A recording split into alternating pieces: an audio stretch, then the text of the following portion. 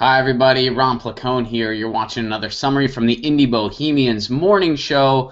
So today we talked about the equal pay bill that Republicans unanimously blocked after saying that they were all about wage equality. Now what this bill would do is it would make it more difficult for businesses and employers to not allow their employees to talk about their wages. It would kind of stifle salary secrecy.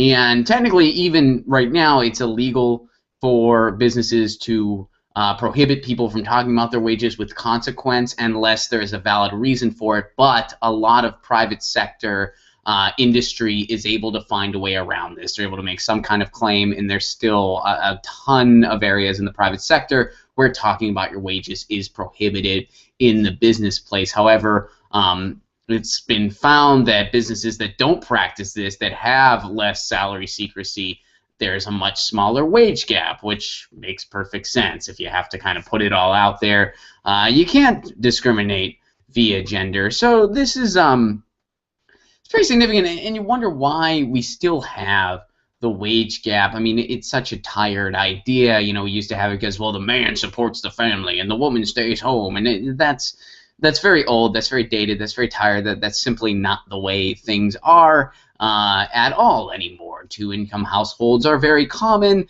Single parents are very common, both women and men even.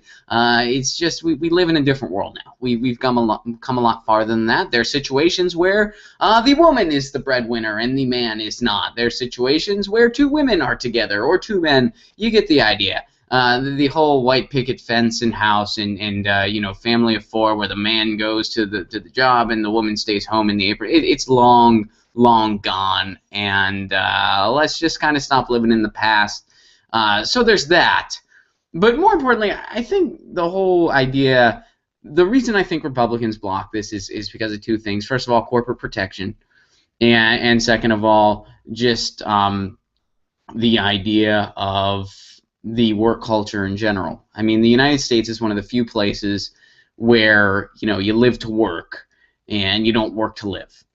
And I think that the reason that people are still trying to justify the wage gaps are like, well, women would need more time off for maternity leave and this and that, which is also kind of very much dated as well, because in a lot of countries, first of all, both people involved, the mother and the father, get time off after a child is born. But here in the United States, you see it where very little leave is given, if any, in some cases, and it's just a different way, the way we approach work here. However, one of the things we talked about on the show is that people are slowly changing. There's this whole white picket fence American dream. That's not really in existence anymore. That's over. Now the American dream is kind of doing your thing and kind of this entrepreneurial spirit, which is what made this country great years ago, by the way. It's that entrepreneurial spirit, that go-get-em spirit that once at one point in time made this country great. We've kind of gotten away from that, but now it's almost like we're cycling back where people are saying, if I'm going to work all my life, I'm going to do something I'm passionate about, and if I'm going to work for someone else, I want to have a life too. I'm not going to live to work. However, when you have things like right to work, when you have these low wage jobs and people are working 3 and 4 jobs, that's not always, people aren't always able to practice that. But I think people are starting to respond to that. You see these movements where people are moving into smaller houses because they want to have less. Materials aren't as important as a quality of life.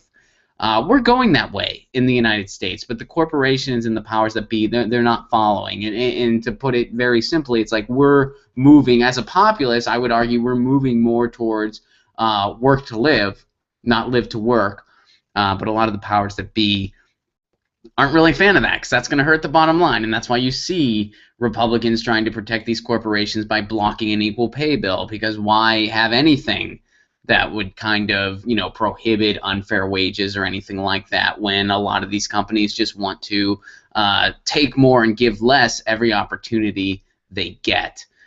So there's a lot of kind of things interwoven here where it's like, you couldn't even make the argument for gender discrimination in wages if we had a more nurturing system when it came to maternity leave. where first of all, it wouldn't even just be one parent versus the other. It would be both parents if there are two parents involved, whether that's two women, two men, a man and a woman. You get the idea. So that's kind of what's going on here, and I think that's why it was blocked. I think it's a reflection on the work culture, and I think it's a reflection of just corporate protection and entertaining this very dated, sexist idea that we've moved quite forward from. So we talked about that a good bit on the show today. We'll see kind of what happens after. I mean, they did block the bill. We'll see if we'll see what happens moving forward. But hopefully, the work culture in general is shifting in this country, and we'll see the wage gap between men and women lessen as a result of that, as well as some other things. I honestly think, and life's too short.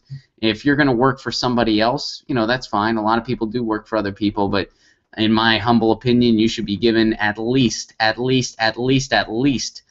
weeks vacation to start, and that doesn't include your sick time.